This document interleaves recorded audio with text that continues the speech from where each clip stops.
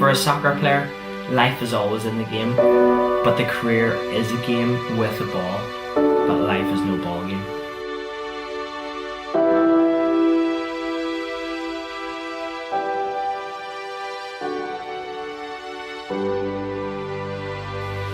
I am from Belfast, which is in Northern Ireland. When I grew up in the 1970s in Northern Ireland, it was quite difficult in terms of there was a war going on. Even though it was a lovely place to be in terms of for me and my family, it was also difficult because there were bombs and tanks driving down the street and soldiers with guns. So on that side it was difficult, but I was probably too young to recognise what was happening. I was playing football in the streets, but all my friends were dancing. I didn't do anything else apart from go to school and play football when I was young.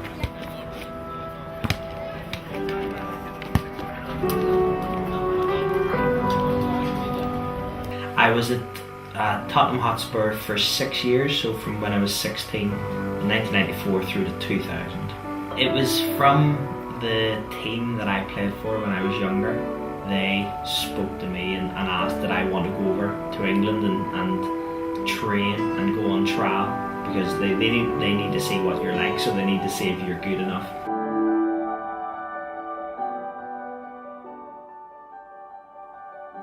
When the team bring you in at the start when you're younger, then realise that you're not what they're looking for, so they release you and tell you need to find another club. And that's what happened at Spurs. They said, no, you're not good enough, go and find somewhere else. And that's when I ended up joining Norwich City, and things just went really well for me there.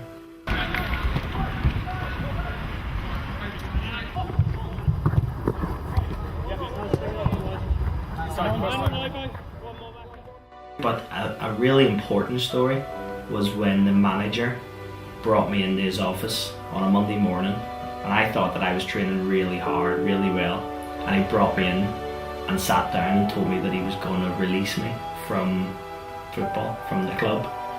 Now, I was really disappointed and really upset, because I thought that I was working really hard and scoring goals in the reserve team and thought I was going to get a chance in the first team. And he actually turned around and said, I just don't think you've got what it takes. Which was a real blow, a really big disappointment for me to listen to a manager telling you you don't think you have what it takes. So for me, that one moment, I actually needed to really work hard. I needed to really make sure that I did everything in my power to be able to become a top professional footballer. What do you want to do? Do you want to become, a footballer that stop their lives when they're 30, if they're lucky, when they retire? Or do you want to have a life that when you're younger you played football because your body was capable of doing it, and when you're older you went and did 5, 10, 15 other amazing things in your life? And that's why since I've retired, that's why I wrote my book, because I always wanted to write a book. That's why I started the company. That's why I ran the marathon, the London Marathon. That's why I'm doing a triathlon. I just want to do all the different things that people normally do in life.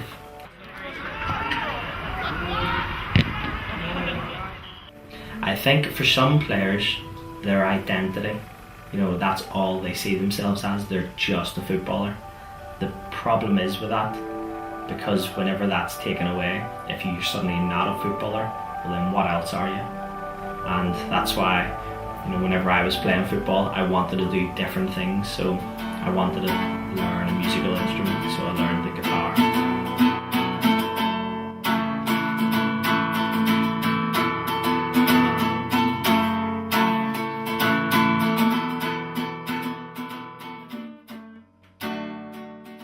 I also wanted to learn a piano, so I learned to play the piano. I wanted to learn Italian, so I learned the Italian language.